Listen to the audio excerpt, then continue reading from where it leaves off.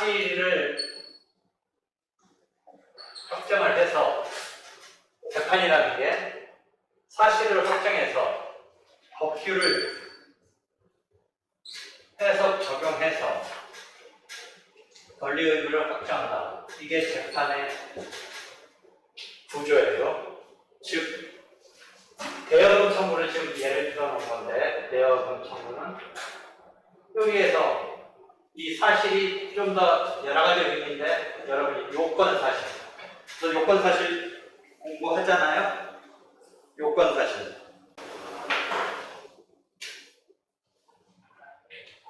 이 요건에 대한 이제 법률적 의미에서 그 사실을 요건 사실이라고 부르는데, 대여 사실, 즉 돈 빌린 사실, 이거를 대여금 청구에서 재판을 하기 위해서는 이 빌린 사실을 확정을 해야 돼요. 있어야 돼요. 그러면 이제 민법에, 실체법에 이 청구권이, 대여금 반환 청구권이 규정되어 있는 것의 그 돈 빌린 사실의 민법에서의 그 요건에 따른 요거의 효과, 즉 민법 598조 뭐 이런 등등을 보면 돈을 빌린, 대여를 했으면 동종, 동질, 동량으로 반환해야 된다. 의 규정이 있어요. 동종, 동질, 동량으로 반환해야 된다. 그럼 그 빌린 사실이 있으면 반환해야 된다는 청구권이 생기는 거예요.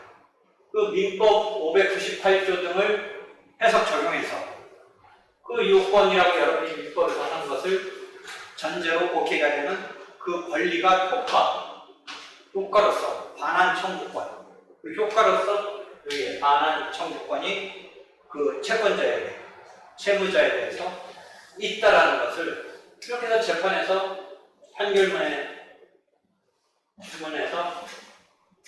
판결 주문에서 피고는 원고에게 요새 금 쓰나 안 쓰나 모르겠다. 여러분 기록해서 1억 원을, 옛날에는 이 1억 원도 숫자 동그라미 답변했는데 그냥 이렇게 써도 되죠. 1억 원을 지급하라. 이런 것이 이제 판결로 주문으로 나오는 거죠. 그러니까 여러분이 이제 소장을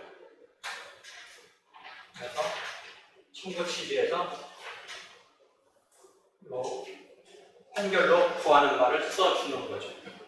물론 소송비용, 가집행, 요 경우는 소송법에서는 처분권주의와 관련해서 법원이 직권으로 판결해서 내비치는 것이기 때문에 여기서 굳이 신청을 하지 않아도 직권으로 하는 것이기 때문에 괜찮다고 하지만 단행적으로 소장의 소송비용과 이 재산권적인 청구라면 가집행을 구하는 이것에 대해서 청구 취지에 기재하는 것이죠.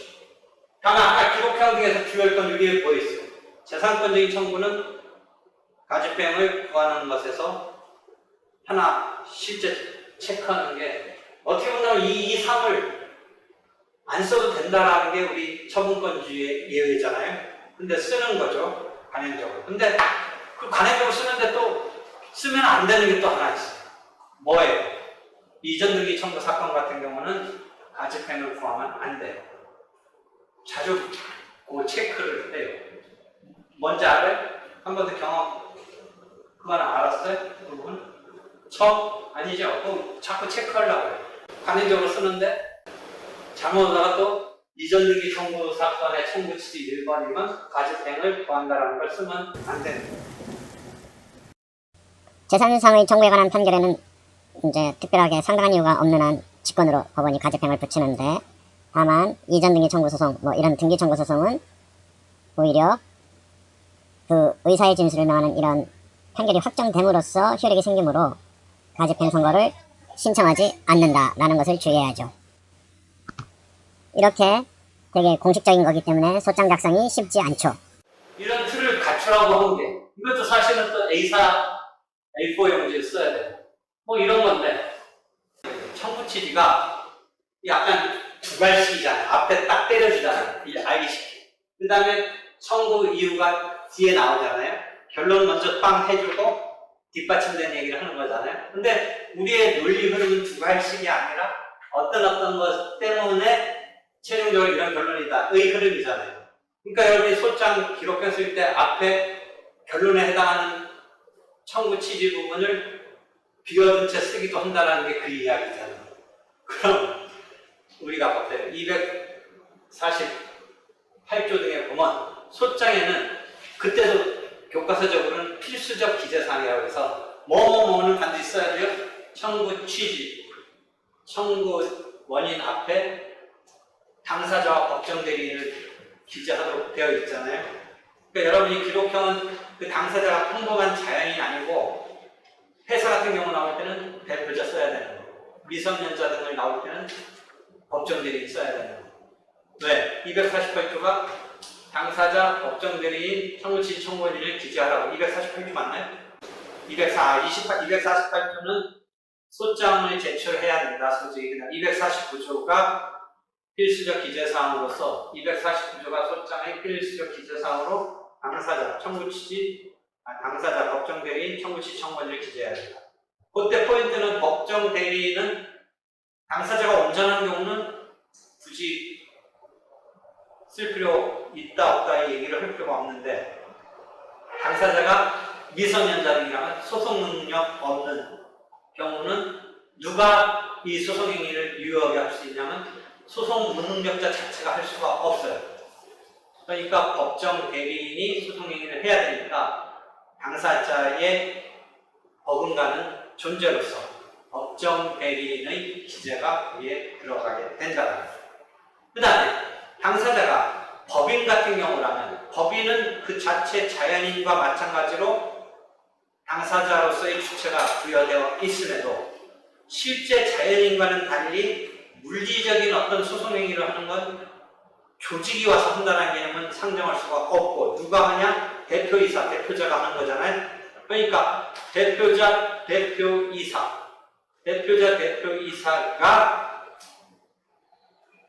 법정 대리인처럼 기재가 된다. 그럼 굳이 조문을 어디서 찾아 들어갈 수 있어요? 249조의 법인의 경우에 대표자가 기재되는 건 249조의 법정 대리인의 기재가 필요하다는 걸 깔고 어떤 조문이 하나 필요해요? 말해보세요. 어떤 조문? 조문 구조를 이해하고 어디 가서 보냐면 64조인가 가서 보세요. 64조. 조문. 뭐라고 되어 있어요? 64조 조문이. 대표자 등에게는 법정 대리 및 법정 대리인에게 관한 규정을 준용한다가 아마 그렇게 되어 있을 거예요. 맞죠?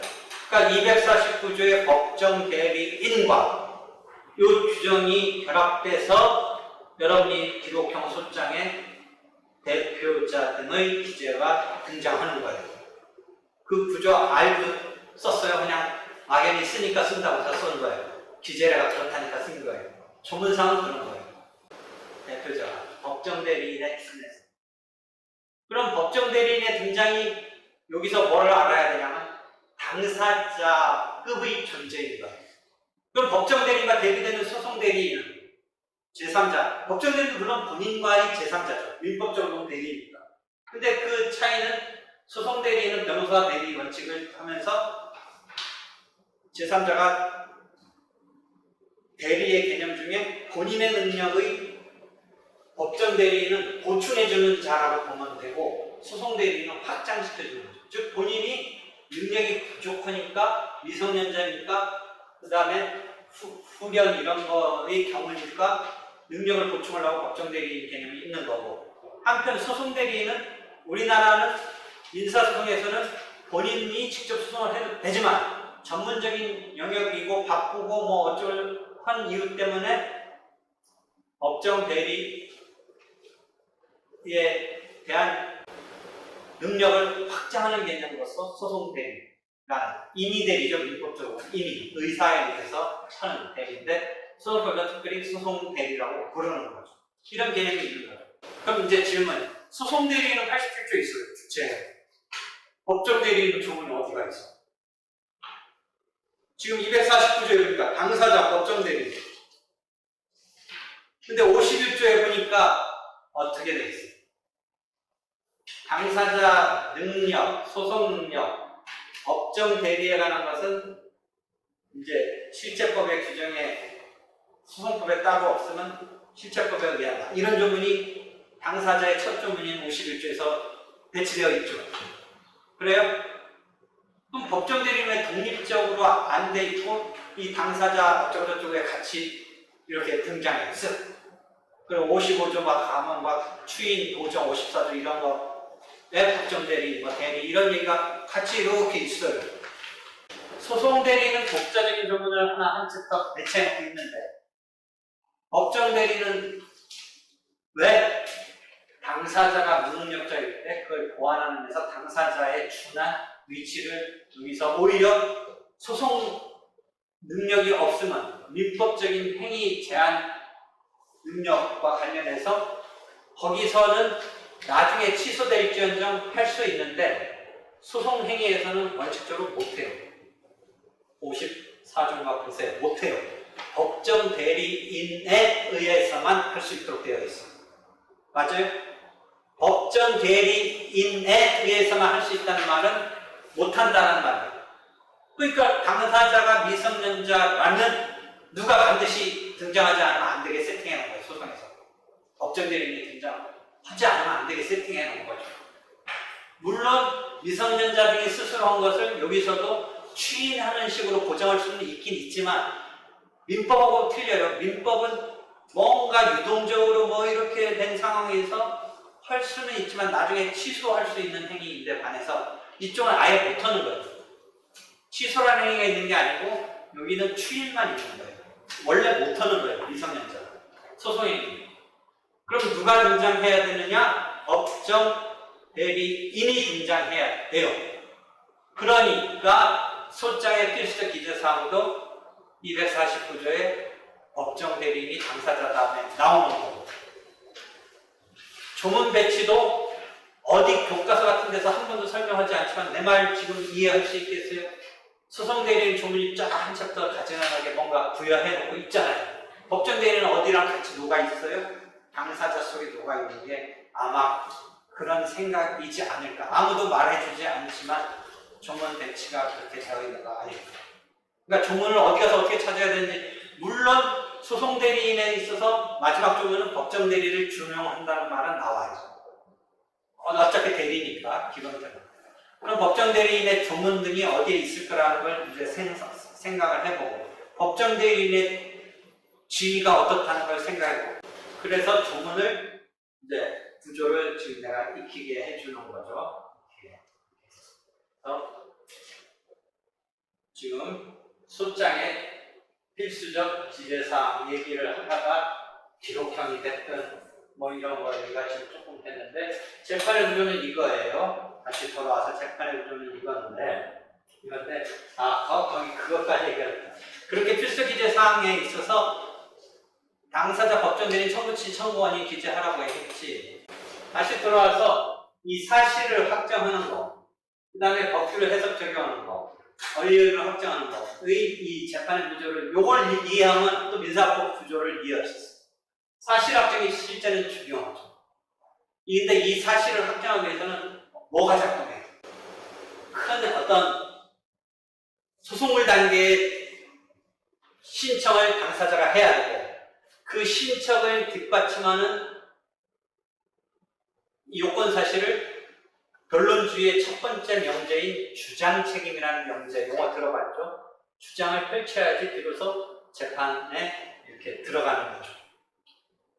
사람들이 민사재판에 대해서 일반인들은 자기가 그냥 억울함 하소연만 해준다. 그 억울함 하소연하는 것을 논리 정연하게 요건 사실에 맞춰서 해야지 법원이 그것에 대해서 사실 확정을 해서 법규에 해석 적용을 해서 재판을 해주는 건데, 일반 사람들은 막연히 억울함을 하면 그 억울함을 아주 정확히 이렇게 요건 사실에 맞춰서 제시하면 다행인데, 두서없고 뭐 요건 사실의 요건 중에 하나 빠진 채 얘기하고 또는 예를 들어 돈 빌려줬다, 억울하다, 받아달라고 하는데 돈 빌려줬다는 얘기는 뭐 정확히 안 하면서 상대방이 호의호식 오고 있다. 이런 거에 대한 어떤 감정. 근데 언제 어디서 어떻게 빌려줬냐. 그 다음에 그것을 이제 증거에서 증명하고 이런 것의 재판 과정을 잘 이해하지 못한달까 뭔가 국가가 해준다고 생각해서 하소연성으로 해봤자 이 민사적인 틀에서는 안 맞을 수가 있는 거죠. 그래서 이 사실을 주장해야 된다는 게 여기서 변론주의가 나오는 거예요. 변론주의, 주장책임. 그죠? 여기는 당사자가 주장을 펼치는 건데 여기서 이제 재판상 자백이라는 개념이 나오죠. 자백된 사실은 증명할 필요가 없다라는 증거법 이제 좀 또 건너뛰어서 288조가 증거법 첫 조입니다.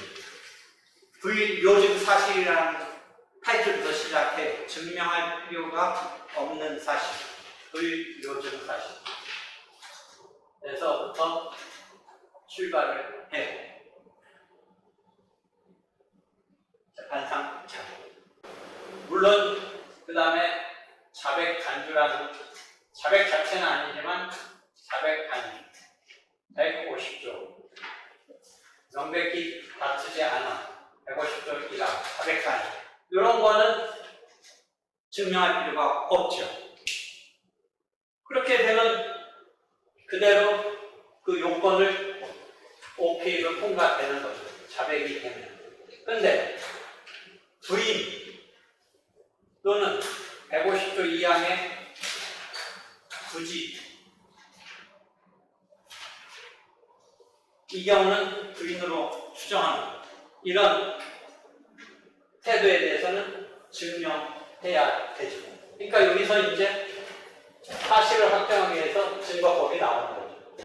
사실을 확정하기 위해서 증거법이 나오는 거죠. 그러니까 증거법 챕터는 어떻게 구성됐어요? 지금 증거법 교과서를 보면 어떤 총론적인 개념 등이 등장하는 챕터가 하나 있고 증거법 교과서에 보면 그 다음에 두 번째가 증명의 대상이라는 제목의 챕터가 있어요. 증거법을 보면 증명의 대상은 요 그림을 보세요. 요 그림을 보면 사실은 증명의 대상인데 법규의 해석 적용은 누가 하는 거예요?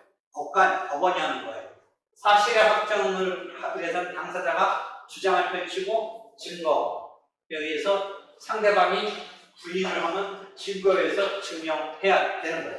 그러니까 증명의 대상은 사실은 증명의 대상이지만 그 재판의 구조에서 법규라는 사실을 확정해서 법규를 즉 그때 용어는 사실을 소전제로 해서 법규를 대전제로 해서 이런 말을 쓰는데 이 법규는 원칙적으로 증명의 대상이 아닌 거예요.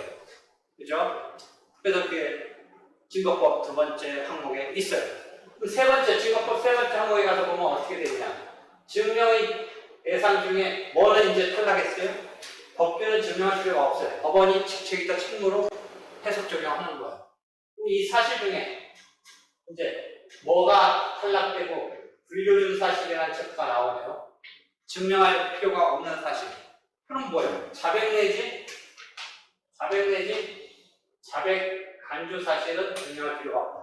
여기서 이제 288조가 시작하는 거예요. 증거. 교과서는 이렇게 오고 있는데 조문은 288조가 이제 첫 조문으로 증거법에 등장하고 있죠. 그렇죠? 그런 상태에서 이제 증명할 필요가 있는 이 불교용 사실로서 증명할 필요가 없는 걸 탈락시키고 그럼 증명할 필요가 있는 사실에 대해서 어떻게 증거조사할 거냐 이런 증거조사 방법에 대한 설명이 그다음 따라가죠. 그러니까 증인신문, 그 다음에 감정인, 그 다음에 서증에 대해서 문서, 서증, 그 다음에 검증, 그 다음에 당사자 본인신문. 거기도 하나 내가 이렇게 이해를 해서 드는 게 당사자 본인이 조문상은 그 순서에 개개의 증거조사 방법 중에 인적인 증거인 증인, 감정인, 그 다음에 서증, 물적인 증거죠. 이건 물적인 증거, 문서의 기재네. 그 다음에 검증, 어떤 유형의 상태를 사람의 오간에 의해서 판단하는 이런 검증.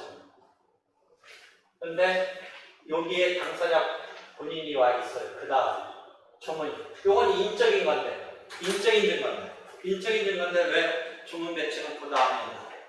왜 그런 것 같아요? 어떻게 논리적으로 조문 배치했으면 인적인 증거를 쭉 하고 물적인 증거를 한다든지 하는데, 내가 지금 인적인 증거라고 했던 당사자 본인을 증거 대상으로 할 때, 당사자 본인은 원래 주장하는 주체인데 경우에 따라서 증거 조사의 대상이 되는데, 그 경우에 그럼 인적인 증거의 그 순서에 배치를 안 시켜서 따로 했는지 한 번쯤 생각해 본 적 있어요? 준비 서면을 내는 거는 당사자가 변론에서 주장하는 거예요. 서면으로 내놓고 나중에 변론에서 아까 뭐예요?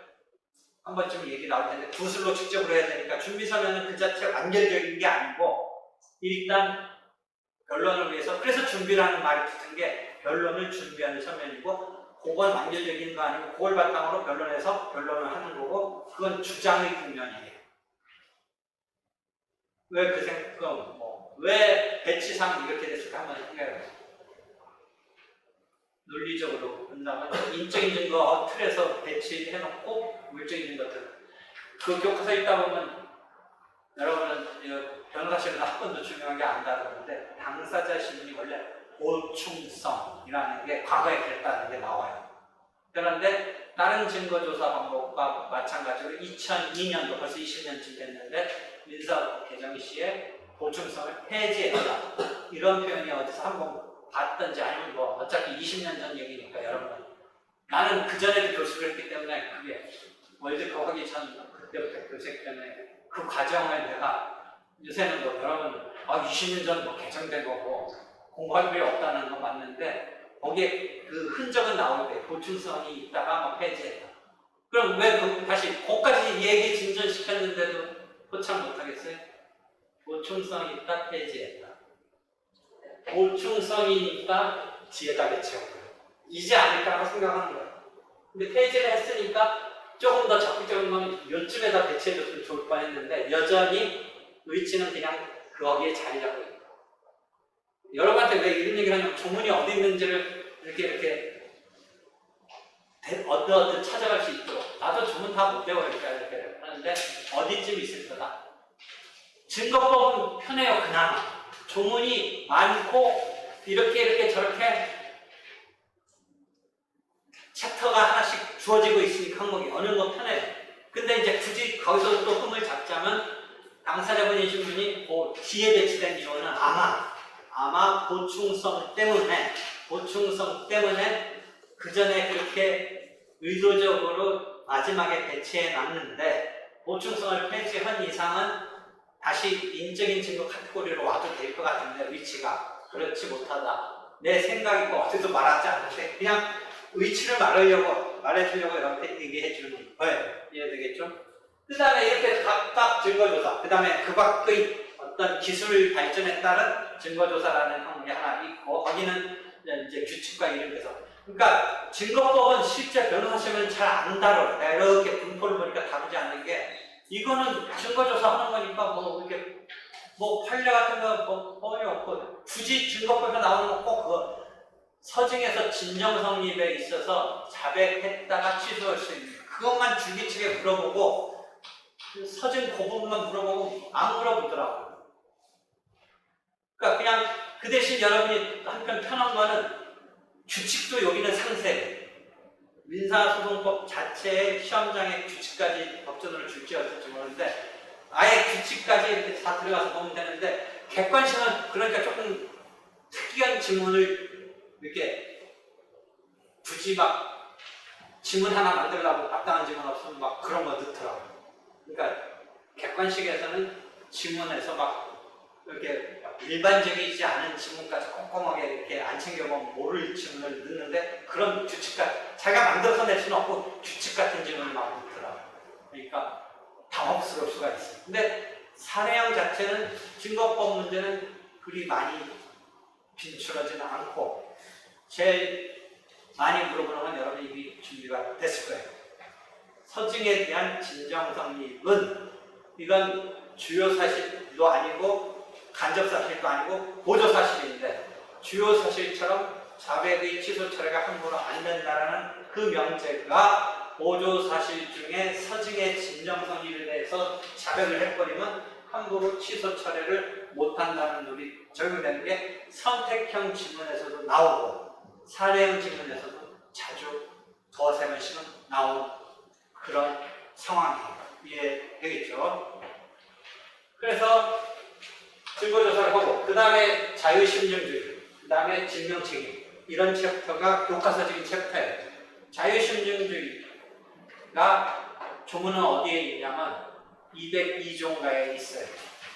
202조. 이거는 증거법에 있는 게 아니라 총칙조문에 있네요. 판결을 하기 위해서 202조인가요? 거기에 딱 있는 거죠.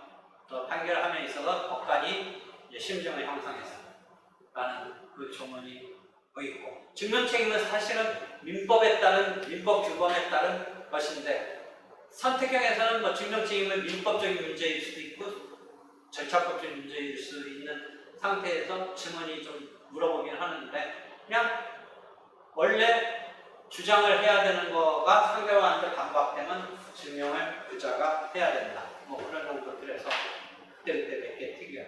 증명책임을 뭐 전환한다든지 증명책임을 완화한다든지 뭐 이런 게 교과서에서는 이제 다루고 있는 거죠. 그러니까 증거법에 관한 거는 이런 것인데 지금 다시 돌아와서 사실이 자백이나 자백간수 즉 침묵 150조 1항의 침묵에 대해서 자백으로 간주하는 거죠.